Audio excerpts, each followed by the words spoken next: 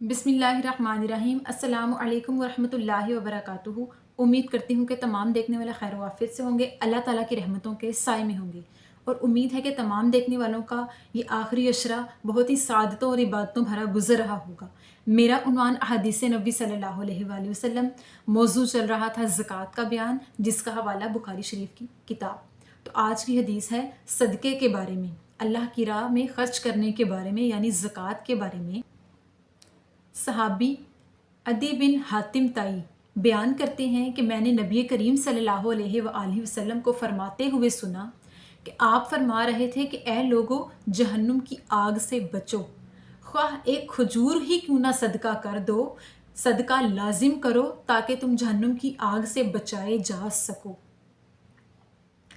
इस हदीस मुबारका की वजाहत ये कि नबी करीम सल्लल्लाहु अलैहि वसल्लम ने अल्लाह की राह में ख़र्च करने की तलकीन फरमाई, जहन्नुम से बचने की तलकीन फरमाई, नसीहत की और सदका करने की तलकीन दी, ख्वाह वो एक खजूर का टुकड़ा ही क्यों ना हो, ख्वाह वो एक खजूर ही क्यों ना हो।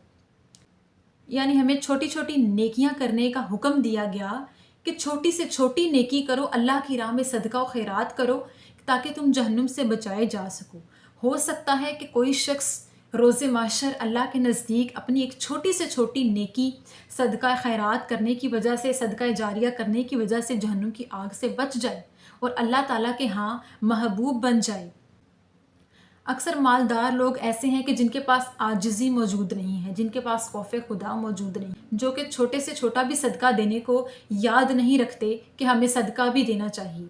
लेकिन नबी करीम सल्लल्लाहु अलैहि वसल्लम ने फरमाया कि रोज़े महशर ऐसे भी लोग देखे जाएंगे जो कि अपनी छोटी से छोटी नेकी या छोटे से छोटा सदका देने की वजह से जहन्नुम से बच जाएंगे।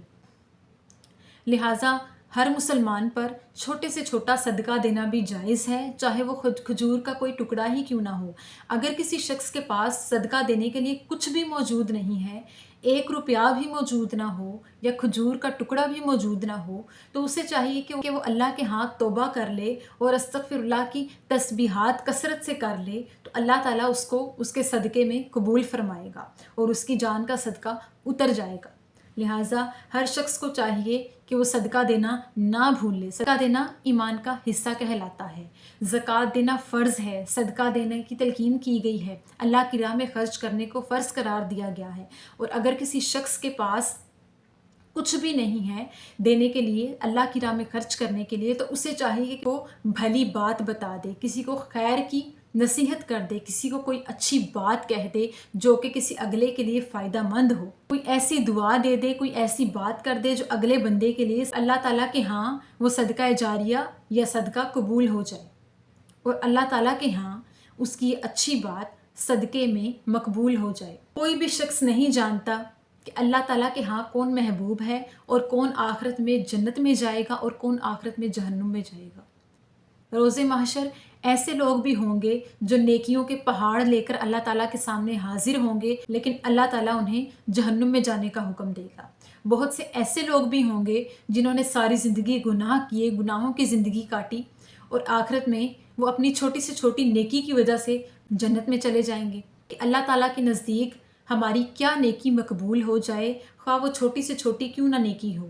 अल्लाह ताला ने हमें हुक्म दिया कि सदका और खैरात करो, अल्लाह की राह में खर्च करो, ज़रूरतमंदों की ज़रूरत पूरी करो। अगर हम इसकी इस्तात नहीं रखते तो हम किसी से कोई अच्छी बात ही कर दें या अल्लाह के हुज़ूर कसरत से तौबा कर लें और तस्बीहात कर लें, तो अल्लाह ताला इसको हमारे सदक़े की सूरत में कबूल फरमाता है। तो अल्लाह ताला से दुआ है कि अल्लाह पाक हमें ईमान की पुख्तगी बख्शे और अल्लाह पाक हमें अल्लाह ताला की राह में ख़र्च करने की तौफ़ीक अता फ़रमाए, सदका खैरात करने की तौफ़ीक अता फ़रमाए। अल्लाह ताला हमारे दिलों में अपना खौफ पैदा फ़रमाए और हम सबको आजिज़ बनाए। आमीन सुम आमीन। शुक्रिया।